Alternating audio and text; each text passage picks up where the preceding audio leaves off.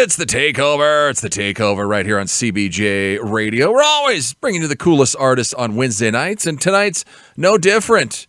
New Hampshire ska punk rockers Sotah. They just dropped their debut EP called Love Hate, along with the single Sotah just last week. Sotah's a music project by Casey Daron, who's also, you remember, the bassist in Afterimage. We're stoked to have our buddy Casey back on the show. First, Casey, thanks for coming on. Oh, thank you so much for having me. I love this show. My favorite show to be on. We always appreciate you coming on. Well, first, dude, happy birthday. Today's your birthday. It is. Thank you very much. It is my birthday. What are we, 25? How old are we? You got it. I'm 25. I'm a quarter of a century old today. How are we feeling? I mean, because this is about it, Casey. Once you hit 25, then it's all downhill from here. So how are we feeling today? I tell you, I wake up with aches and pains in my joints every day. Pretty soon, I think I'm going to need a walker. It's terrible. Yeah, just wait. Well, you're probably aching and paining because you never stop, dude. Well, I don't know how you have time for everything. You guys, last time we saw with Afterimage, it was around March or something. You've been working on this EP, though, for quite a while. How long have you been doing this thing? This EP is probably about 2 years in the works. I've been writing it here and there, recording it here and there when I have free time from Afterimage. So, yeah, it's been a long time coming. Why the length? Just because it's your side project, you're doing it yourself, you're financing everything? Why is it taking so long? I wanted to do it right, and I needed to find the right atmosphere, find the right aesthetic that I wanted to go for. It's a little different from the first single that I released, Dying Breath. That was done completely in my bedroom.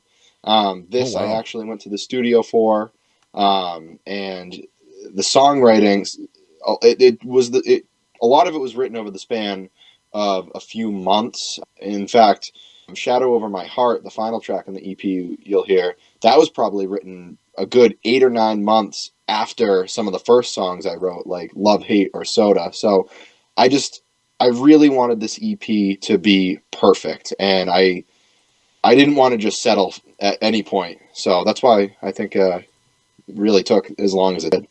Well, you did good, because it doesn't seem like it's taken that long, or the songs seem like they're all pretty fresh, or they were all written around the same time. So you did well there. So who's playing on the band? I saw Johnny's playing drums. Are you doing everything else? Yeah, so we got Johnny on drums, who my longtime good friend, phenomenal drummer.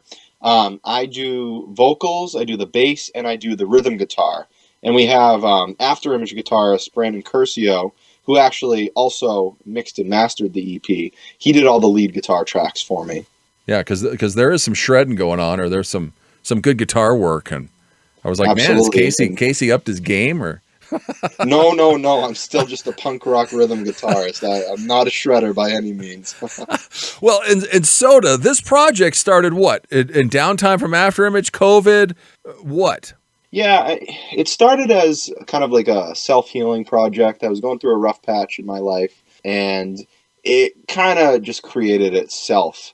I think that it was created out of a sort of necessity, and it kind of helped heal me out, and it brought me out of this dark period of my life. So there was a good 6 to 8 months where I was writing nothing but sad music. And while it's sad, and I don't view myself as a sad person, it needed to come out. And the pain that I was feeling was channeled in these songs. And I think it was a productive way to express my pain without wallowing in it. It gave light to art and expression, which that's ultimately was my end goal. Yeah, because the lyrics are kind of sad, but the music's not. Right, which I love. I think it's so fun to hear dancey music, and it sounds like it could be a pop song, but the lyrics are just devastating. I love when bands do that, so I wanted to try my hand at that. Yeah, we'll talk about Sotah, the track, here in a minute, but go check them out. There's Sotah. They're on Facebook, Instagram. The debut EP, Love Hate, is out now, along with the track Sotah. The lyric video is out, which we'll also dive into a little bit. But yeah, sad ska and punk, Is this what you like? Because this is totally different from After Image. I mean, is this your personal preference? How did we get this sound?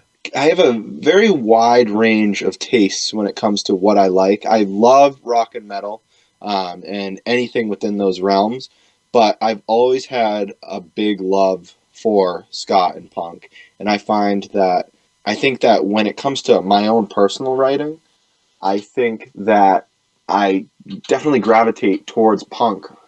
I think it just comes naturally to me, more so than the After Image stuff. After Image is great.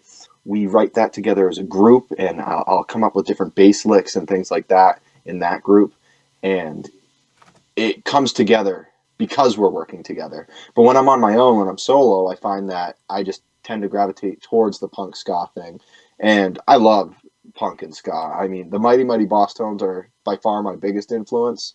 And I've been playing their songs for years, since high school, probably 10 years now. I've been playing songs like that. So it was kind of natural for me to start writing songs like that at some point. So, Yep. Casey, the guys from After Image, obviously one of them's helping you. So they don't care if you're doing this side project. No, they've been very supportive. I mean, I think with any artist, when you have a collaborative, combined project, you're not always expressing all your musical influences. And especially with me, I have always been a semi-lyricist. And After Image, Griff, being our lead vocalist, obviously is going to want to write his own lyrics. So I didn't really have that outlet with After Image.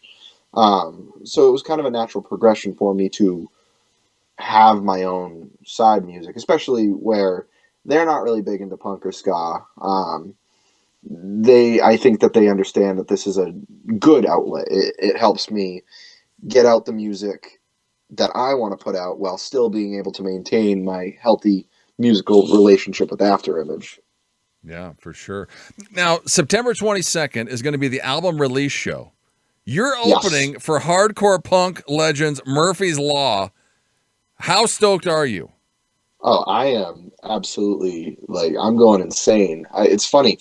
So Murphy's Law and Grade 2, they're both opening up for Rancid in Boston 3 days prior. Wow. And I already bought my tickets to that months ago because I was like, I got to see Murphy's Law. They're coming through. I got them. And then find out a month ago, oh, now I'm opening up for them. My mind is blown. I am so excited. Yeah, that's going to be awesome. Well, your last gig, was this the first gig with Sotah, this May 1st? When was this, May 1st? The venue shit canned you the day before it was supposed to happen? Oh, that was a nightmare. So we had this band that's on Ska Punk International Records. They're called Hans Gruber and the Diehards. Super fun, energetic, just crazy live act that was coming from Texas. They put this tour together themselves, and they're supposed to be playing a venue in Portsmouth, New Hampshire, that unfortunately, I don't know whether it was, I don't know what it was. They claimed that it was due to a leak that they had to fix that day. And they canceled on us, which was really a bummer. But I was like, there's no way that we are not letting this show happen. So I called everyone that I knew. I called bars. I called any venue that I could think of. And Jason Lagasse, who does a lot of booking for venues across Maine and the seacoast of New Hampshire, hooked us up with Wally's in Hampton Beach, New Hampshire, which it has hosted so many nationally touring acts. I think Guar is coming through. Helmet is coming through in a few months. It's a real venue. Pro sound system, great lights and everything. And they hooked us up with the show. It was a free show, and it was definitely a peak thus far in the Sotah history. Yeah, it looked cool, or the stage looked cool. So yeah, you probably were better off there. We most certainly were better off there. Like a million times better venue. I was so stoked. Yeah. Well, we're chatting with Casey, Daron. Go check him out. Sotah. He's on Facebook, Instagram. The debut EP, Love Hate, is out now. Well, your other band, After Image, you love Garfield. You carried over Garfield a little bit. I saw the grab bag for the first show. There was like one Garfield sticker or 10 Garfield stickers. You still had a little love for Garfield. So that was Oh, good, Casey. you got to, and I was too sad to be rad. And who better to represent that than our fun-loving cat, Garfield? Well, and where did the pink suit come from? Is this the new look? Is this the Sotah look, or was this just the one-time show? It'll come back. I just feel so with Sotah, because it's not the main project. We play shows here and there, and when we do play a show, it's a big event, and I feel it is my responsibility as a performer to act the part, to show the audience that I care. So I do like coming up with something fresh and new with each show. And I think there'll probably be a different outfit for the 22nd show with Murphy's Law. I got something planned, something cooking, and I'm not going to reveal it now because that would spoil the surprise. Yeah. But the pink suit will come back eventually. Yeah, it's very aesthetically pleasing. Worked great for the Barbie movie. So, well, yeah, exactly. That was a good tie-in. That was nice. Well, and now you're the front man, so you gotta look the part more than you're no longer the bass sidekick guy. So yeah, you gotta have that suave look. Yeah. If you don't have the suave look, then what are you doing? You have an audience that you need to entertain. They're there. They're spending hard-earned money to see you. You gotta give them all you've got. Yeah. Well, and your first gig, like solo, was opening for Sponge. And this is hilarious. They spelled your name wrong on the flyer. So the lead singer from Sponge kept calling you Kaysen? Or what was he calling you? Yeah, he kept saying, "Oh, I loved it. It was so funny because that was a big deal for me at that point too." I'm opening up for Sponge. I was playing all my Sotah songs acoustically. I'm like, "Wow, I'm gonna get like some big attention on me." And he's reading off this paper. He literally like picks up the piece of paper. He's going through the list. He's like, "Yeah, I just want to shout out." He pauses for a moment, looks at it. Kaysen, Daron. Didn't even know the band name. He was like, "Yeah, that was really cool." Very nice guy, but he had no clue who I was. Yeah, it's Casey, Daron, dude. So, hey, come on. Yeah, whatever. Well, Casey, I think when we talked to you last, you just started dating your girlfriend. Congratulations. It's been a year. Well, I mean, she's there with you. She's still around. She is still here. She's around. She's stuck with me through thick and thin, through my suits, my pink suits. Through everything. She's seen the Barbie movie with me. What else can I ask for? Through the fart noises and barking at strangers, she's still there. Yeah, you think that I'm the only one barking at strangers? She's there, right there with me. We don't know who the bad influence is, but we're both bad influences on each other. Yeah, the single Sotah. I mean, how tough is it to write a song about the band, or about the band name, or the theme of the band, or was it easy? How was it?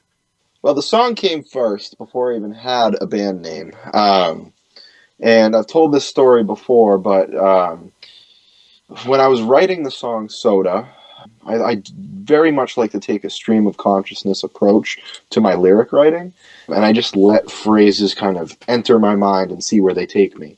And for a week, I just kept hearing the phrase, poison the water, poison the water.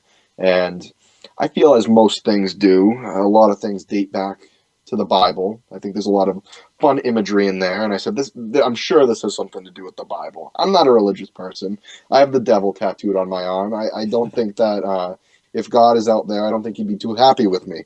But I'm like, I'll check out the Bible, see what's out there. So I go online, and it turns out that there's this whole story with Sotah.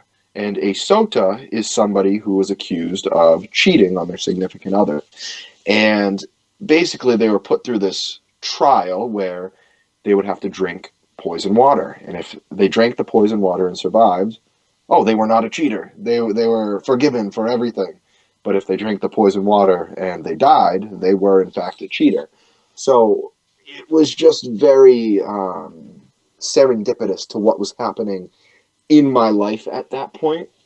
And I was like, wow, that's pretty on point. So I named the song Sotah, and as it were, I was trying to figure out a name for the project. I didn't know what I wanted the band name to be. It's very hard nowadays because every single band name has been taken. So I was like, well, let me just check. So I looked on Spotify, and at that point there was no Sotah out there. So I said, all right, that's it. That's my band name, because what else am I going to do? Yeah. Garfield was copyrighted, so he couldn't take that.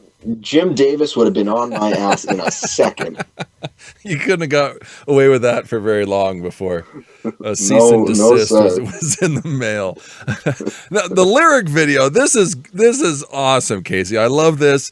When I saw the EP, when you look at the EP, it's a kid on the front, and you're like, is that Casey? That's got to be Casey. And then you watch the lyric video, and yeah, I mean, you can. At first, you're still like, is that Casey?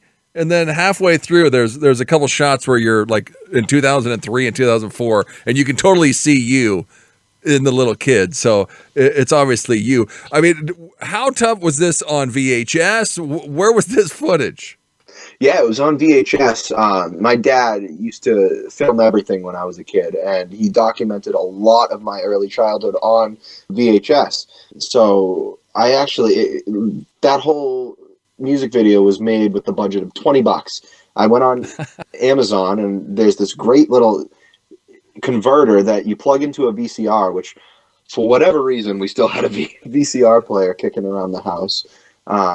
And I just plugged that little adapter into my laptop, popped in the VHS into the player, and then I just screen recorded, and it really pieced together nicely. I actually had that idea for that lyric video for years now, probably like a good 2 years when I wrote the songs originally.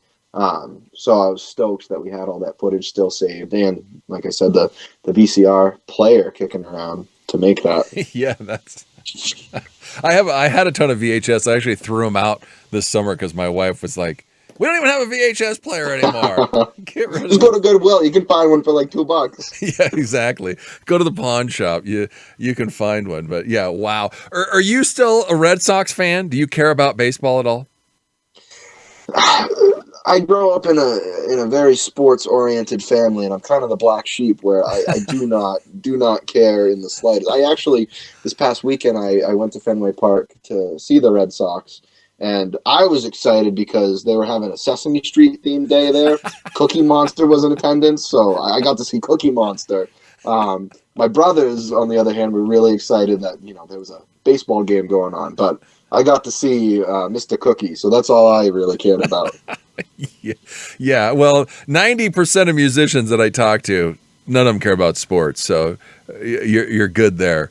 I wish I did. I wish I could say that I followed along, but I tried every sport. I did everything, and it just never clicked with me. And then finally, when I started music, that kind of took a big part of my life. But sometimes I look back and I'm like, man, I wish I did football. Like I obviously, you watch my lyric video, I had the figure for it, but it just never took it up. Yeah, he could have been an offensive lineman the way he was going. Is that your dad talking at the end? That is my dad. Yeah, he's the one that's filming it. Yep. Wow. Yeah, he's got a thick accent. Yeah, New Hampshire, we're right outside of Boston. My dad grew up probably, I don't know, half an hour from Boston. So we got a little bit of that Bostonian accent going.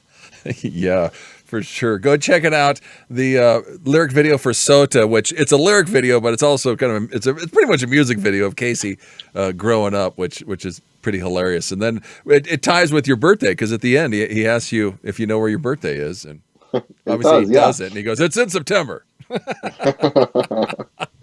But it's great. After Image, give us an update. We got anything coming down the pipeline for those guys? Oh, we're cooking. We were just in the studio for the past month or so sporadically. We have 4 new tracks that we recorded. I don't know when they're going to be released because we're going big for these ones.